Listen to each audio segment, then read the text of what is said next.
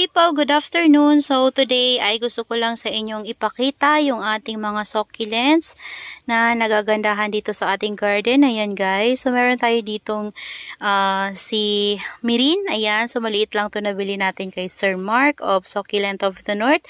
And this one naman yung ating Pink Floyd. So maganda po talaga yung ating Pink Floyd at lumalaki na siya guys.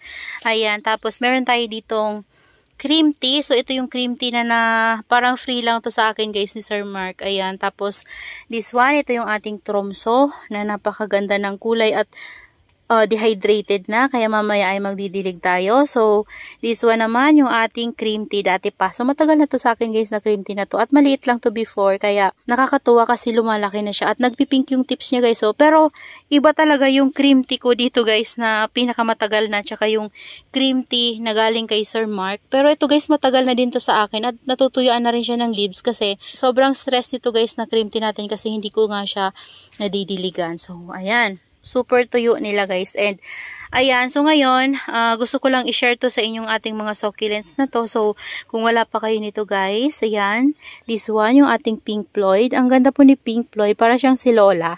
Yan, Lola na nagpi-pink. So meron ako nitong nakita na talagang pink na pink yung mga leaves niya, kaya siguro siya tinawag na Pink Floyd. So ayan ito si Floyd, tsaka ito yung ating Lola Lepi. Ayan. So, tingnan nyo guys, may pagka-similarity sila. Pero ito kasing ating, Lola Lepi ay kakaiba din yung shape ng kanyang, parang siyang may pagka-monstrous ng konti. Ayan Ayan. Ito naman na Pink Floyd. Ayan siya guys. So, yung bagong tubo niya sa akin, yun yung nagpipink. So, nung na-receive ko to guys, hindi to pink.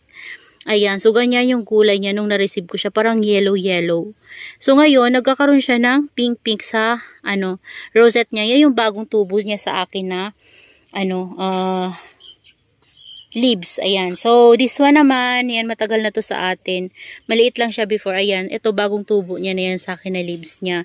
So, may kasama nito guys yung isa natin na cream tea na malaki na nag 2 heads. So mamaya papakita ko sa inyo. Ito naman yung ating tromso guys. So ayan nabili lang din to natin kay Sir Mark ng maliit. And then ngayon guys, tingnan nyo ang lago ng leaves niya. Kaso lang lagi siyang tuyo. Kasi bihira ko nga siya madiligan. Ayan, ito naman, ito parang nabuhusan ko ata to na ng tubig dito kahapon. Pero dyan lang banda sa gilid na yan. Dito hindi Ayan, kaya tutubigan ko pa rin yan guys. Ito yung cream tea na galing kay Sir Mark. Ayan Ang ganda ng pagka-stress nito na itong cream tea na to guys. Talagang mafarina siya at yung niya, nagpipink. Ayan, sa personal nagpipink siya. At lumalaki na rin siya sa akin. Itong Mirin na to guys, so napakaganda talaga nitong Mirin na to. So, nung dumating to sa atin, sobrang black nito. As in black kagaya ng sa ilalim niyan guys. So, yung rosette na yan. Talagang black na black siya. Tapos nung tumagal na, ayan, so dahil nabibigyan na natin sila ng water, nagbabago na din yung color niya, nagiging green-green na siya. So same siya guys dun sa Mirin na na-flex ko sa inyo before. So yung Mirin na yon ay nandun, ayun. Ayan siya. O diba nagbablock yung mga tips noon pero green na yung leaves niya, diba? So ito kapag tumagal na to sa akin at lumaki na, siguro magiging ganyan na din siya. Kasi ganito rin guys ganito ring itsura yung Mirin na nabili ko before. Yung pinakauna ko na Mirin. Yun. Yan, ito guys. Ayan. So, ganyan yung kulay nito guys.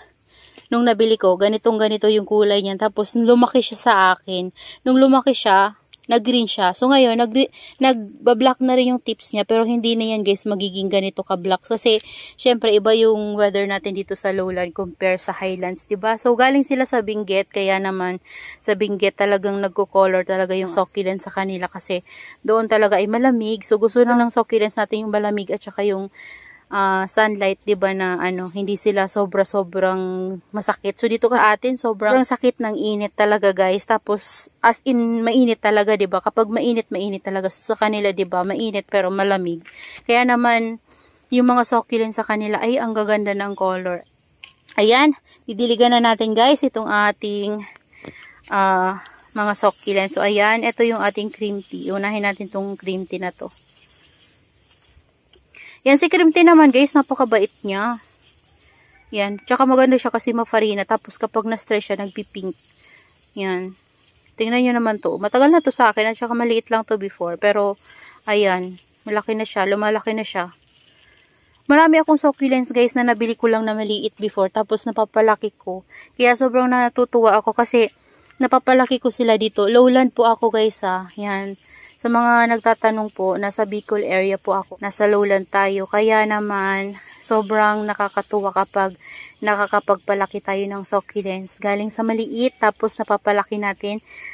Nasa lowland tayo. Diba? Sobrang nakakatuwa. Kasi mahirap talaga mag-alaga ng succulents dito sa lowland. Kasi iba yung weather na pinanggalingan nila, 'di ba? Kasi sa highlands malamig. Tapos sa atin kapag mainit talagang sobrang init talaga.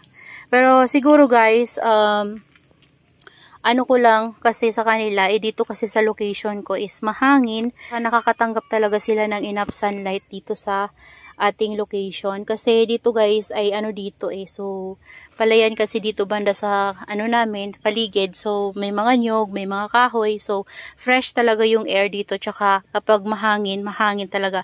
Kahit naman guys mahangin tsaka mainit dito sa location nila. Kaya naman nabibigay ko talaga yung kailangan nila para sa pag-grow nila. Ayan. So, kahit na yung ginagamit natin guys na soil ay rice hull nga dito guys. And then naglalagay na lang ako ng toppings na pumice stone. Ayan, okay naman sila. Ayan, before kasi guys, alam nyo ba ang gamit ko na potting mix ay yung una pa lang ako nag-aalaga ng succulents, nabibili ko lang po talaga sa Shopee na mga mix na talaga. Tapos yun, nung inuwi ko sila dito sa Bicol, yan, nung inuwi ko sila na gano'n yung potting mix nila. Kapag tumatagal po napapansin ko, tumitigas yung soil mix na yun. Tapos, nagkakaroon siya ng mga white sa ilalim. Ayan, parang may mga mealybug siya sa ilalim. Tapos nun, ginawa ko, nag-isip ako ng way kung paano ko nga sila mabubuhay na wala akong mabilan kasi dito guys ng gano'n na, potting mix na yung mix na talaga. Kasi before hindi ako marunong Hindi ako marunong ng mixture na ganyan. So kasi lagi ako nanonood nun. Care tips sa ating mga succulents kung paano nga sila alagaan at paano sila itanim. Kasi nga first timer din ako. Napakahirap po kapag first timer talaga natin mag-alaga ng succulents. Kaya talagang hindi maiiwasan yung mamamatayan tayo. So kasama na po yan sa pagiging plantita. Yung palaging namamatayan ng succulents kapag beginner pa lang. Kasi talagang mahirap po talaga mag-alaga ng succulents. Hindi po natin maintindihan minsan yung ating mga succulents. Masyado silang maselan. Pero kapag nagamay na po natin sila, mabubuhay na natin sila. Kasi before guys, kunti lang talaga yung succulents ko kasi nasa pa ako nun, Pasig. And ngayon, ayan, napakarami na nila ngayon guys. Ayan. So, nabuhay ko sila, nag-experiment lang ako nun guys. Ang ginawa ko, rice hull. Tapos, hinalo ko dun sa dati nilang soil mix. So, yung dati nilang soil mix, hinaluan ko lang ng fresh na rice hull hanggang sa ginawa kong rice hull na lang yung kanilang potting mix kasi nga wala tayong mabilan, 'di ba? So yun na lang, rice hull na lang. Tapos hanggang sa na lang ako guys, nagsunog ako ng ipa, tapos pinabulok ko yung rice hull, tapos fresh na rice hull yun, pinaghalo-halo ko yun. Tapos sumunod naman naglagay na ako ng buhangin sa kanila guys. Ayan, yung buhangin na yun, hinalo ko na yun dun sa rice hull na bulok, sa rice hull na fresh, and then sa rice hull na sinunog. So, sa ngayon guys, hindi na ako nagsusunog ng ipa at saka hindi na rin ako naglalagay ng buhangin kasi yung mga dati kong potting mix, yun na yung ginagawa kong recycle. So, kapag nagripat ako, lalagyan ko na lang ulit yun ng fresh na rice hull. Yan, nahahaluin ko. Tapos, yun na rin yung gagamitin ko. Pero sa ngayon guys, naglagay ako ng chicken manure tsaka vermicast. Nakapag-order ako sa Shopee, kaya nakapaglagay ako ng ganon. And pati pumice stone na rin nakapaglagay tayo ng toppings. Pero guys, yung pumice stone, hindi ako naghahalo sa ating potting mix. So, ang ginagawa ko lang sa pumice stone ay tinatoppings ko talaga sila guys. Para mas maganda sila guys tingnan. Tsaka sila tingnan, malinis tingnan kapag meron silang toppings. And maganda din kapag may toppings kasi kapag diniligan natin sila, hindi natatapon yung kanilang soil mix. And then, nakakatulong din sa ating succulents para hindi sila magalaw-galaw. Kasi diba kapag tinanim natin sila, magalaw sila kasi hindi pa sila nakakakapit. So, kapag meron silang pumice stone na nilagay natin na toppings, hindi na sila nagagalaw. Ayan, so pangit din kasi kapag naitanim natin, tas pag binuhat natin gumagalaw-galaw, diba? So, nasisira din yung roots na tumutubo sa kanila, napuputol yun guys. So, ayan, yan lang guys yung ma-share ko sa inyo. Ayan, so, napakaganda nitong ating Pink Floyd. Ayan, kung gusto nyo rin ng Pink Floyd, maganda po yung Pink Floyd. Mabait din siya guys, kasi ayan o, hanggang ngayon buhay pa rin siya. Ayan, ito naman, si ating cream tea, tapos ito si Tromso. So, dagdagan ko nga guys ng water si Tromso. Kasi sobrang, sobrang kulubot ng leaves niya. O, hindi yan bumubuka, ganyan talaga siya. Kahit anong dilig ko. Ayan o. Pero lumalaki yung leaves niya sa gitna. Ayan o. And stress pa rin siya kahit paano. Ayan. Ganyan na talaga yan guys, yung color niya nung dumating sa atin. Hanggang ngayon, ganyan pa rin. Ayan. Ito yung ating mirin and yung isa nating cream tea. So, tatanggalan ko siya ng dry leaves.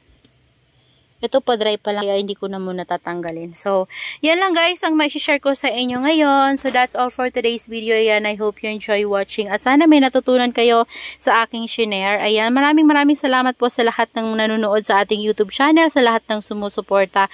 Maraming salamat po. And see you on my next vlog. Happy gardening everyone. Bye-bye! Ibalik ko na pala sa kanilang napaglalagyan yung ating mga succulents na pinakita sa inyo kanina.